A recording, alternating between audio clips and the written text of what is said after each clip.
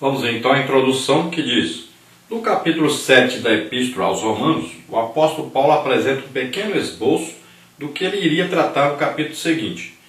Por todo o capítulo 8, o apóstolo faz um contraste entre a velha vida, marcada pelo pecado e sem condições de se libertar, com a nova vida no poder do Espírito Santo que Cristo nos proporcionou.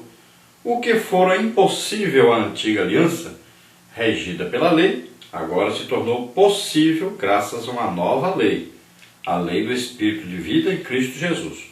Por intermédio do Espírito Santo, já temos uma visão prévia da alegria que um dia viveremos ao lado do Senhor no céu. Temos também a garantia de que no futuro desfrutaremos da plenitude da salvação. Então nós vimos aí no estudo da lição passada que Paulo apenas dá uma préviazinha, pequenininha, uma coisinha, uma ideia, né, da vida do Espírito. Então nós vimos lá que a lei veio e mostrou o pecado. E ao invés do homem conseguir cumprir essa lei para não entrar no pecado, não ser conquistado por esse pecado, então a lei mostrava o que é pecado e o homem, ao invés de se afastar, ele fazia era pecar. Por quê? Ele passava a cobiçar o que é pecado, o que é errado. A lei dizia isso que é errado, e o homem passava a desejar isso que era errado. E acabava caindo em transgressão, caindo em pecado. Então a lei que era boa, é de Deus, ao invés de levar o homem para Deus, fazia afastar mais o homem de Deus ainda. Agora tinha uma vantagem, porque o homem afastado de Deus, sabendo que estava em pecado, ele então procurava um Salvador para libertá-lo da escravidão, para libertá-lo do poder do pecado que o condenava. Então ele procurava Cristo.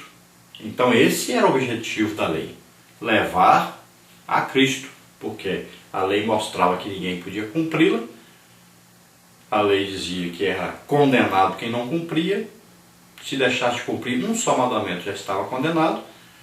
Então isso serviria para que o homem analisasse, pensasse, se considerasse então já na condenação eterna, e aí ele procurava o Salvador, e aí ele encontraria Jesus. Mas, por incrível que pareça, o homem se condenava cada dia mais, tentando cumprir a lei, não conseguia, cada dia ficava pior e mais distante de Deus. Então precisava de um ministério superior ao da lei, precisava de promessas superiores, precisava de uma condução melhor do que a lei. A lei estava condenando o homem cada dia mais. Então veio Jesus Cristo, cumprindo toda a lei, morreu em nosso lugar, ressuscitou. Então nós que estamos agora em Cristo, nós temos uma nova vida agora, a lei do Espírito, ou seja, agora a lei saiu lá da letra, do papel, e veio morar dentro de nós. E nós vamos cumprir essa lei normalmente orientados pelo Espírito Santo. Então veja bem, agora é uma novidade de vida. Nós vamos deixar aquelas coisas velhas, aquilo que nos condenava, e vamos viver uma vida de santidade. Tanto de santidade como posição, que você aceitou Jesus, você está agora numa posição de santo, como também numa vida de santidade, que é o quê? É uma vida progressiva, você vai santificando-se cada dia mais. Você vai o quê? Se aproximando cada dia mais de Deus, através do Espírito Santo. Você vai conhecendo mais o Espírito Santo, e o Espírito Santo vai te fazendo conhecer cada dia mais a Jesus. Então nós vamos nos aproximando cada dia mais de Deus. Isso é o processo de santificação. Quanto mais próximo de Deus, mais separado para Deus, mais íntimo de Deus, mais apto a ouvir a orientação e a direção do Espírito Santo. Olha só que vida diferente. Agora uma vida onde o Espírito Santo vai nos guiando para Deus. Cada dia mais próximos de Deus nós vamos ficando. E o Espírito Santo vai dando o quê? Poder ao crente para evangelizar, ganhar almas, para exercer os dons espirituais para ajudar as pessoas.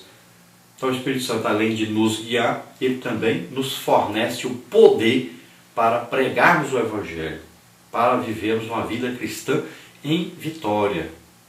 E o Espírito Santo também nos mostra o futuro. Então ele vai nos revelando o que nos espera no futuro, uma vida gloriosa com Deus. Então nós sabemos que aqui tudo é passageiro e que Deus está no controle de tudo. E que Deus tem um plano para nós, e nós vivemos aqui como filhos de Deus. Nós pertencemos ao reino de Deus, embora estejamos aqui na terra. Então nós vamos trazendo a mensagem do reino de Deus e vamos tirando essas pessoas que estão caminhando para a morte, que estão no reino das trevas, o reino de Satanás. Vamos tirando essas pessoas para o reino da luz, para o reino de Deus. Vamos arrebatando essas pessoas por lá de cá. Vamos tirando de lá. Não podemos deixá-los caminhando para a perdição, caminhando para o pecado, caminhando para o lago de fogo e enxofre, que é o destino de quem está na vida de pecado, daqueles que são guiados pela lei, aqueles que estão debaixo da lei, aqueles que são condenados por essa lei. Então nós temos que tirá-los para o reino de Deus, para a lei do Espírito Santo, para serem guiados, direcionados, até chegarem à vida eterna com Deus, morando eternamente com Deus. Vamos então à parte número 1. A vida no Espírito pressupõe oposição à lei do pecado. Romanos capítulo 8, versículo 1 até o versículo 4. Então nós temos aí tópico 1, a enfermidade da lei, tópico 2, a cura da cruz, tópico 3, a lei do pecado é revogada. Tópico 1 então, a enfermidade da lei. Como podemos observar no capítulo 7, Paulo exclamou em tom desesperador quando vê diante de si e de todos os cristãos o impiedoso jugo do pecado. Romanos 7, 24. Esse grito pertence a todos nós. Mas qual era a razão desse desespero? O que diz lá então em Romanos 7, 24? Miserável homem que eu sou, quem me livrará do corpo desta morte? Então é necessário entendermos a argumentação do apóstolo em torno desse assunto. Ele havia dito que todos os homens, quer gentios, quer gregos, estavam debaixo da condenação do pecado. Mesmo os judeus, a quem foi confiada a lei mosaica, não conseguiram escapar desse cativeiro. E por que não? Porque a lei que fora dada para alertar os homens sobre a malignidade do pecado acabou servindo de instrumento para aguçar o desejo de pecar. Dessa forma, a lei, que era uma coisa boa, acabou por se tornar inoperante diante de outra lei, a lei do pecado e da morte. Assim a lei ficou doente. Olha aí que diz Romanos 8,3. Porquanto que era impossível a lei, visto como estava enferma pela carne, Deus enviando o seu Filho em semelhança da carne do pecado, pelo pecado condenou o pecado na carne. Então aqui fala que a lei estava enferma, ou seja, doente. Então enferma quer dizer o quê? Que ela não estava em condições de salvar o homem. Por quê? A lei, ao invés de salvar, ela condenava. O homem olhava a lei, dava vontade de fazer o que tinha na lei. A lei estava dizendo, não faça, que é pecado. Mas ele sentia desejo de fazer. Então, a lei estava doente porque causava no homem o pecado. Veja só.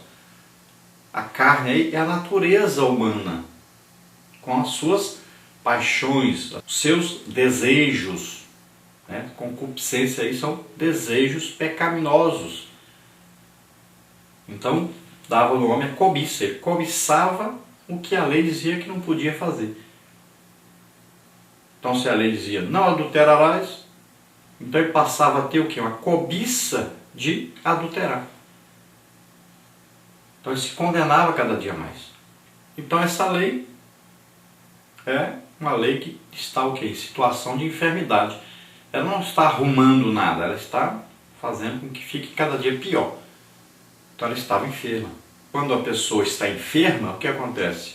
Esta enfermidade vai causar o quê? Um problema no funcionamento normal de sua vida.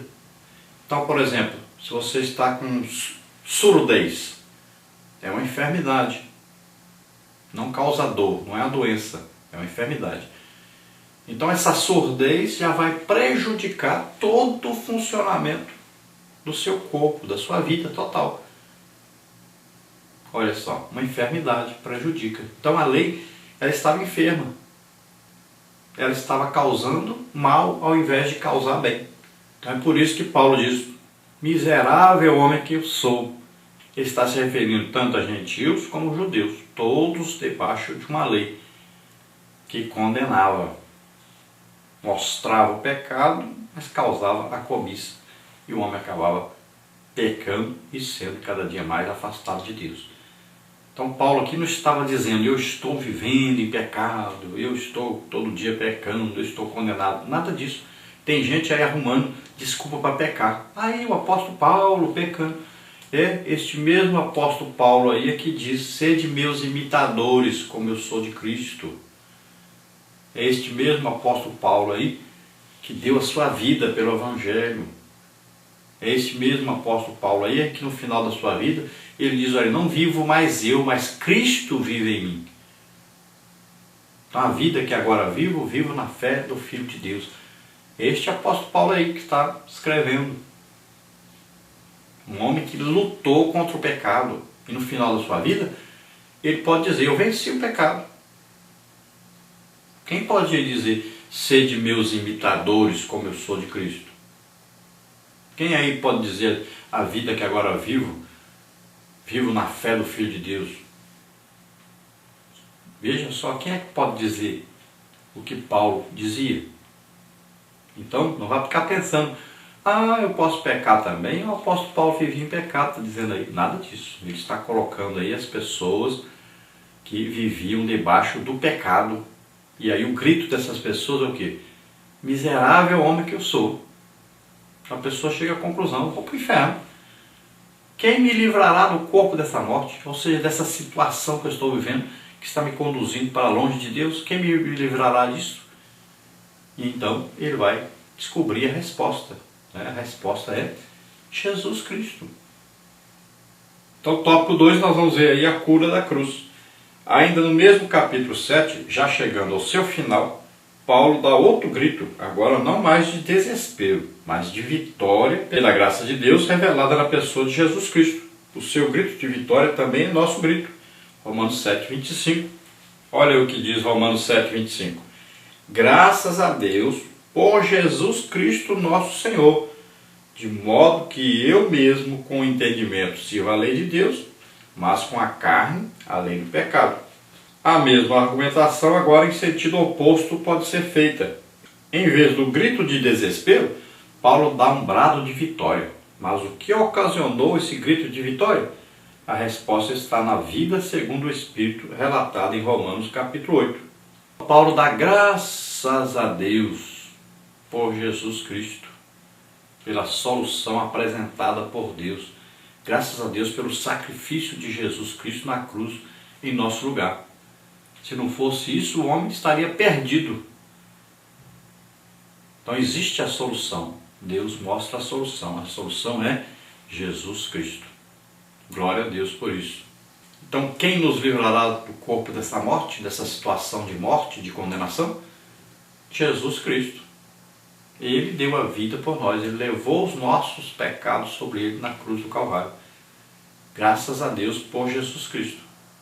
Então vamos ver o tópico 3, que diz, a lei do pecado é revogada. A lei do pecado e da morte, que havia neutralizado ou tornado ineficaz a lei, agora foram revogadas pela lei do Espírito da vida. Essa nova lei, muito mais poderosa, porque não operava baseado nas obras da carne, mas no sacrifício de Jesus, o imaculado Cordeiro de Deus tornou possível quebrar o jugo da escravidão que a lei do pecado produzia. Agora todos os filhos de Deus podem gozar da liberdade que vem da vida segundo o Espírito. Então a lei vinha para condenar, a lei escrita, a lei da consciência, a lei do próprio país, tudo são leis, normas. Quando nós então descumprimos essas normas, então essas leis nos condenam. Agora o que diz a palavra de Deus? Que você está vivendo na lei do Espírito, uma nova lei. Então o que acontece? como a antiga lei nos levava para longe de Deus, nos condenava, agora existe a lei de Cristo, a lei de Deus, a lei do Espírito,